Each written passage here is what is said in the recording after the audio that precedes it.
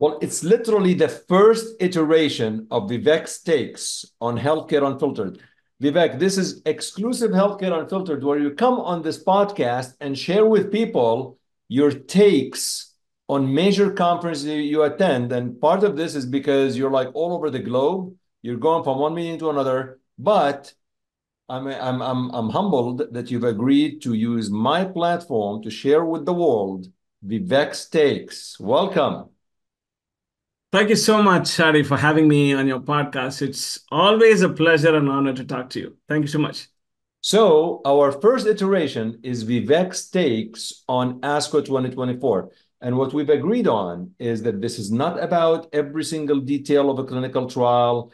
It is not about the detail of hazard ratios, OS, PFS.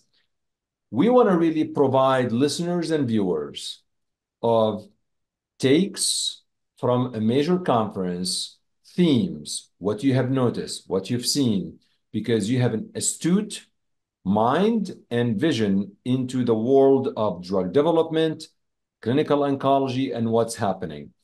But can we do a quick intro of who you are, just in case there's somebody's head is in the sand and has no clue who you are? Oh, absolutely. Thank you so much. I'm Vivek Subbiah. I'm a medical oncologist and a pediatric oncologist by training. Currently the chief of early phase drug development at the Sarah Cannon Research Institute, Nashville, Tennessee. And before moving to Sarah Cannon Research Institute, almost a year ago, I was at the MD Anderson Cancer Center overseeing the early phase drug development department there. And Wonderful. thank you. So before we get into ASCO 2024, how many meetings do you attend a year, my friend? More than 5 or more than 10? Oh, more than 5, more than 10. Yeah, More let's than 10. yeah. Yeah. All right. So you came to Chicago 2024. Let's go over some of your takes. I mean, I don't know, number one, or however you want to restructure that. And of course, you talked about meetings, right? There are meetings and meetings. Of course, ASCO is a Super Bowl of oncology, right? Yep. The rest of the meetings can be college games, can be other small events, right? But ASCO is a quintessential meeting and mother of all the meetings, Vivek, right? you just pissed off a lot of Europeans now. Come on. In the USA, in the USA, Good save. right? Good save. Super Bowl in the USA. Super Bowl is played in the USA, Good. right? So, of course, if it's soccer, World Cup soccer, Yes. it's It's ESMO 2024. Again, we'll look forward to seeing you all at ESMO 2024 as well. Hopefully, we can have more about this ESMO 2024. Great. we are going to do Vivek's takes after ESMO 2024. So, you know, like you said, it's the Super Bowl of oncology. There's like thousands and thousands of abstracts, thousands and thousands of people who are attending. And you go to this meeting and, you know, you come out of this meeting and you get on Healthcare Unfiltered and someone asks you, well, give us your 5, 6 takes about this meeting. What would you say? Again, every time you go to ASCO, there are hundreds and thousands of abstracts. But again, when I go through all the abstracts, I go through one by one, right? After there is a huge buzz at ASCO. You come back a week, you see which are the new ones, right? I'm an early phase drug developer, and I want to see cancer by cancer, and also in a tumor agnostic manner, which are the drugs that are novel, right? So maybe we can go cancer by cancer, right? I like that. We can take the common cancers first. Let's start with breast cancer. I think breast cancer is, one of the most popular cancers, right? For breast cancer, beyond the hormone receptor targeting agents, one of the early phase studies, there were two early phase studies. One was the selective antagonist, and another one was a chimeric degrader. So interestingly, this early phase antagonist was H3B6545. It is a novel selective covalent antagonist. It's called SERCA in women with advanced metastatic or positive HER2 negative breast cancer. again, interestingly, what did the study show, right? This agent, which is a SERCA, ACRCA, you will be hearing it more and more as you will have more agents, had a low grade of treatment-related adverse events, showed no DLTs in the less than 600 milligram dose range, and early promising tumor activity in ER-positive cancer. And again, interestingly, we saw responses in ESR1 mutant patients. Again, when patients develop resistance to the hormonal therapy, right, we get ESR1 mutations. Again, this SERCA conferred responses in this difficult to treat population. And I think, this was an interesting drug, and, this mechanism of action is unique. So we may see in 2, 3, 4 years from now, later phase studies with this unique mechanism of agent. Another, mechanism that caught my eye is chimeric estrogen receptor degrader. Again, we are now, again, a decade ago, we saw TKIs. Last decade, we saw immunotherapy. Right now, we are in the ADC era, I would say.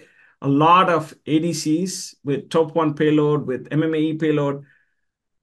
I think the next 5 years or 10 years, we're going to be seeing a lot of protaxin degraders. So again, in that class, this is a chimeric estrogen receptor degraders in patients with advanced cancer. So interestingly, these degraders, bind the ubiquitin ligase, and they are in close proximity to the estrogen receptor alpha. So what happens is the protein degradation happens via the proteasome pathway and the drug recycling. So this is an interesting mechanism using the ubiquitination of targets. I think we saw some early signals of activity with this drug called AC699. Again, the objective response rate was seen in heavily pretreated patients. And in fact, there was a 50% objective response rate, although very, very early in a subgroup of patients, again, harboring breast cancer patients harboring the ESR1 mutation. Again, ESR1 mutation, we need drugs for this. I think, the SERCA and the estrogen receptor degraders are, I think, you're going to be seeing more and more. I think we'll be seeing more of these combination therapies with CDK4 or CDK6 inhibitors. All right, I think those are the early ones that caught my eye in breast cancer. That is interesting. And I mean, just when you thought that there's no more reason to target the estrogen receptor, you still go after it in a different way. yeah, absolutely. Because, again, the hormonal therapies are so good. Yeah. But, again, as we know, cancer evolves. It evolves resistant, follows the Darwin sketchbook, Yeah. right? And ESR1 mutation. So we need agents urgently in clinic to help our patients with breast cancer.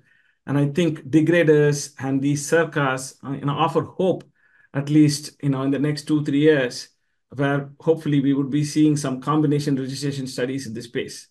It's a great take. Thank you. And moving on to lung cancer, right? Lung cancer, I would say, seeing the pictures, if you go through social media, again, the lung cancer people were the happiest, right? Because there were 3 for non-small cell and small cell. There were major plenary sessions. One with EGFR stage 3 with osimertinib. Again, Dr. Ramalingam presented that. What did it show, right? The LARA primary results, osimertinib demonstrated statistically significant and clinically meaningful improvement in progression-free survival in unresectable stage 3 EGFR mutant non-small cell lung cancer, following chemoradiation therapy here. Again, interestingly, this is going to become a new standard of care, right? I think this is the longest, PFS among all the agents approved in lung cancer in terms of targeted therapy approved for lung cancer. Again, the safety was expected and manageable. So osimertinib is now the new standard of care for patients with unresectable stage 3 EGFR mutant lung cancer. And it is for yeah. resectable ones as well in the And of course, the for resectable non-small cell, but specifically this ASCO for EGFR mutant patients, as it was concurrently published in the New England Journal of Medicine at the same time, it conferred definitive benefit after chemoradiation therapy in this. talking about lung cancer, another oncogene fusion, one of the first fusions in lung cancer to show benefit was crizotinib, right? The Pfizer drug crizotinib for ALK positive patients with non-small cell lung cancer. I still remember 10, 12 years ago, we were rejoicing about an agent. And now we have a second and third and fourth and fifth generation agent going after this ALK mutations. So this was the CROWN study that was also presented at ASCO. This was a 5-year analysis of the phase 3 CROWN study. What they showed was the median PFS was not reached with lorlatinib. Wow. In fact, the PFS observed with lorlatinib corresponds to the longest PFS reported in oncogene-driven or in any advanced non-small cell lung cancer. So again, this is one of the major advances. Again, we had an agent, first generation agent, crizotinib. We had second generation agents, third generation agents. And this lorlatinib supersedes crizotinib. We are getting from Me Too agents to better in class agents to best in class agents. Why? Because the systemic efficacy results of this drug lorlatinib coupled with the protection from the intracranial progression, right? All these patients have CNS metastasis, and absence of any new safety signals indicates that first-line lorlatinib provides an unprecedented improvement in outcomes of patients with advanced ALK-positive non-small cell lung cancer. Why this is important, clearly, is that usually ALK-positive patients are younger patients who are non-smokers. And again, in cancer, you hit them hard, first minute, first round, you don't see progression. You don't see resistance mechanisms progressing. I think hopefully we'll be seeing for every oncogenic driver out there for non-small cell lung cancer and all cancers, second, third, fourth generation drugs that can show similar benefit. Let's think through this. If somebody told you when you were in training that there's any subset of metastatic non-small cell lung cancer that will have a PFS of 5 years, you would tell them, get the heck out. There's no way this will happen. This is really remarkable. This is really remarkable. I saw some of these curves and it's really amazing. Again, it's mind-blowing, right? Think about that. 5 years not reached, right? Longest in non-small cell lung cancer. Again, that's why PFS not reached. Amazing. Right? So again, and plus for intracranial disease, right? Prevents intracranial disease, and the probability of being intracranial free, from progression was 92%. So again, this is fantastic. Again, although for many of these oncogenic driven cancers, we have agents targeting them, we need better in class agents to best in class agents. I think that's why we need to work harder and smarter in designing better and best in class drugs for this. I think in the last year or so, again, I can add that as in the last 3 years, the drug development paradigm has changed because we used to do, physical painstaking drug screening one by one. Right now, we have AI that can dream molecules, that can dream new drugs to go after these, specific genetic alterations. We are really, really looking forward, for how AI, AlphaFold, and all these click chemistry technology can make us new best-in-class drugs. What else, Scott? Yeah. Again, AI, I think, again, I can surely think in the next decade, it's going to really transform how we treat cancer and change the landscape of what we do right now. There are some people, I think it would be interesting to look at how it's going to be utilized early on in drug development and then in clinical research and things like that. And I think I'm frozen. Here I am. I'm back. What else? What did you see also that we talked about breast, lung. These are things caught your attention. You mentioned small cell, I believe, right, as well? Yes. Small cell lung cancer. As you know, small cell, we had the Adriatic, right? The Adriatic study. In fact, I think the last time there was a practice change in small cell lung cancer probably was when I was born, or even before I was born, right? So again, we did not even know that there could be practice change in small cell lung cancer, right? So this was the Adriatic study. So what was the Adriatic study to the listeners is the durvalumab, which is a checkpoint therapy as consolidation treatment for patients with limited stage small cell lung cancer. Yeah. Clearly here, what did the Adriatic study show? Durvalumab demonstrated statistically significant and clinical meaningful improvement in overall survival and progression-free survival versus placebo as consolidation treatment in limited stage small cell lung cancer following concurrent chemoradiotherapy. Again, we were used to see benefit in small cell lung cancer in the order of days to weeks to months, and this is years of survival. Again, this is another major advance, and hopefully, my fervent hope is that you mentioned that when I was in training, we probably used only platinum. The only drug that was a targeted therapy was erlotinib. And in the last decade, which was the year for lung cancer, now lung cancer is a poster child for precision oncology. We have 10 different oncogenic drivers with drugs going after them, and I'm seeing more and more coming in the near future. I have to So the tell you, next, yeah, I have to tell you that in some of the diseases where we did not make progress, I always feel we have not found that oncogenic driver. absolutely. Again, genomics is just one part of it, right? I think we need panomics. So coming to that, I think the next decade is going to be the decade of small cell lung cancer. I think, small cell has now been identified as different subsets. In the basic science side, we may not have drugs to go after them now in clinic today, but I think in the next 2, 3, 4, 5 years, we'll have definite drugs to go after them. Yeah. It may not be genomic drivers, right? Small cell, recently there was an agent, a bispecific approved, a DLL3 bispecific agent, tarlatamab. And again, this is DLL3 is in the Notch pathway. It's definitely expressed in small cell lung cancer and not in normal cells. So again, it's going to be panomic approach, genomics, transcriptomics, proteomics, and beyond. So hopefully we can slice and dice small cell like the way we did non-small cell lung cancer in the next 10 years. I'm fervently hope that we will have drugs in small cell lung cancer. So now you mentioned about challenging diseases, pancreatic cancer, glioblastoma, right? Pancreatic cancer is one disease, and glioblastoma is another disease that, despite years and years and years of research, we haven't had much headway. Like most of the patients with these diseases are not around in 2, 3, 4 years from their diagnosis. Way less than 4 years. So there is hope. There is definite hope in pancreatic cancer because, as you know, KRAS was initially considered undruggable after Kevin Shokat and others. They found the pocket for KRAS G12C. Now we have the RAS inhibitors, the pan-RAS inhibitors, the pan-KRAS inhibitors, the KRAS mutant-specific inhibitors.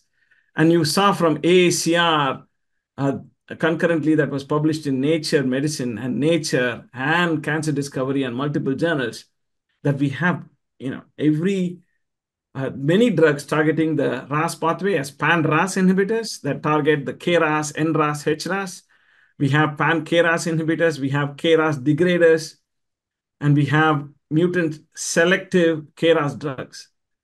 And we are seeing something early in clinic, which we haven't seen 5 years ago, 10 years ago in pancreatic cancer. I think there is definite hope for patients with pancreatic cancer.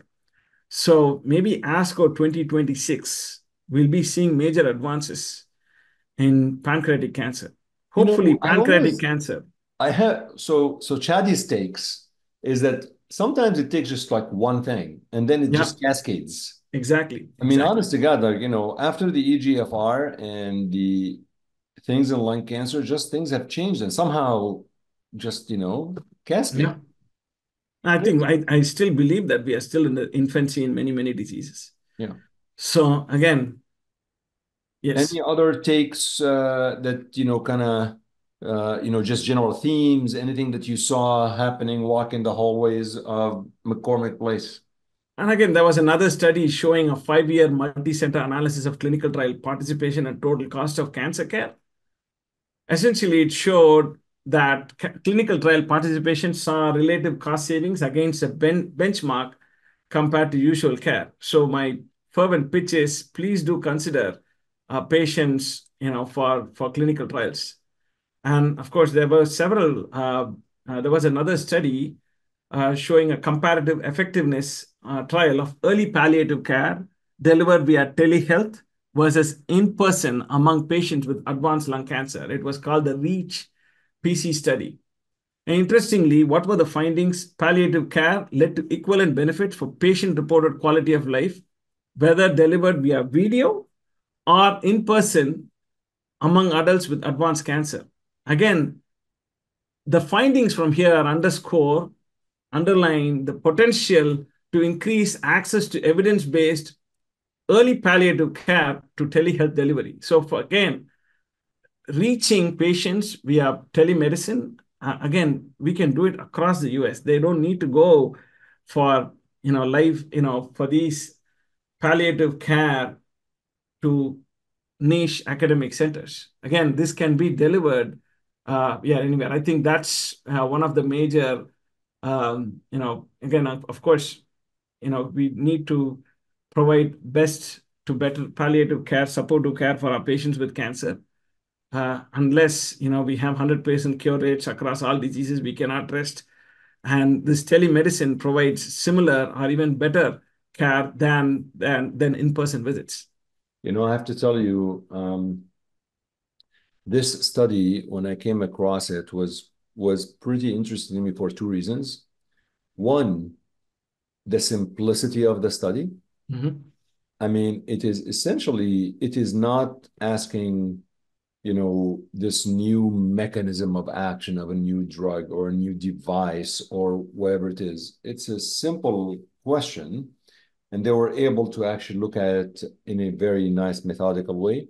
And the second one is that it really underscores that if you use simple technology, you will have access to patients that otherwise they would not have access. I love that trial, actually.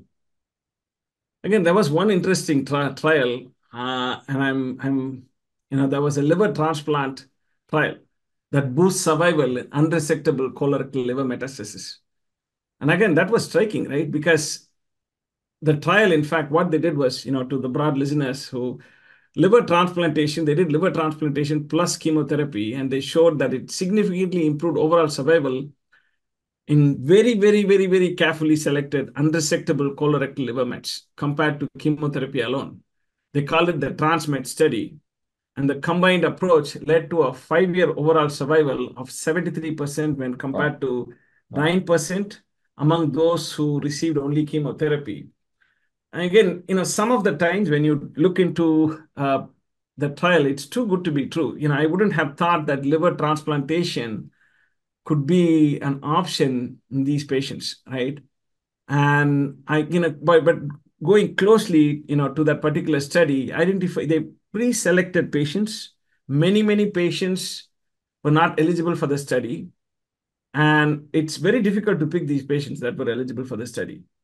And I don't know how it's going to be possible to develop standard algorithms to get patients to such transplant in a very heterogeneous population that we see here. Again, I'm really looking forward for the publication because it was not, there could be many limitations on the study. Okay.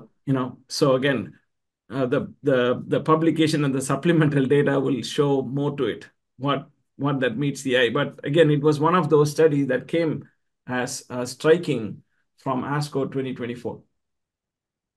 Lots of takes that you have in terms of the specific diseases, specific therapies. Did you see anything different in terms of attendees? I don't know. I mean, anything specific that you want to comment on at ASCO 2024, except the fact that Chicago becomes extremely expensive during ASCO, it's chaotic and blah, blah, blah, the usual. I thought this year was manageable. Last year, I think there was a Taylor Swift concert going on at the same time. In fact, I met some of my friends last year from college. They're like, why are you wearing suit for a Taylor Swift concert? I said, I didn't know there was a Taylor Swift concert. It's We funny. came here for the most important meeting, which is ASCO. I think So, Taylor Swift would probably win against ASCO. absolutely. It's Yeah. very clear. Yeah. The Uber Well, was manageable this year compared to last year. Uber was very, very challenging. We had to walk to so many meetings on yeah, Saturday and Sunday. So Uber yeah, was very manageable this year. yeah. Okay, did we miss anything? Did we cover like, the major takes that you had? I think major takes a lot of international attendees. I think I don't know the numbers, but I think we saw a lot more international presentations, a Hmm. lot practice changing presentation from international presenters. A global ASCO. ASCO is becoming more and more global now. Yeah. It's you Well, can see Vivek, how research is moving on global, right? We need to think globally, act locally. So that's how research is moving on. it is critical. It is critical. And we both have a soft spot in our heart to low middle income countries. So really trying to hopefully see more of the research that could be applicable to countries that are not similar to the US in terms of resources is going to be really critical. Well, it's the first iteration of Vivek's Takes taking on ASCO 2024. Our next iteration will be Vivek's Takes taking on ESMO 2024. Thank you so much, Shadi. It's always pleasure and honor chatting with you, and so And much fun as well. now you're committed to coming to ASH because we're going to do actually, Vivek's Takes on ASH 2024. Absolutely, Ash would be even more nicer because ASCO have to go present. Ash, I can really go to the presentations. I think your presence at ASH 2024 will be similar to the presence of your colleague Navneet Majhel, who comes into ASCO ASCO 2024. He 2024. looked pretty confused. He wasn't sure where he was going, I believe. So if he's listening to this, Navneet, next time I'll guide you.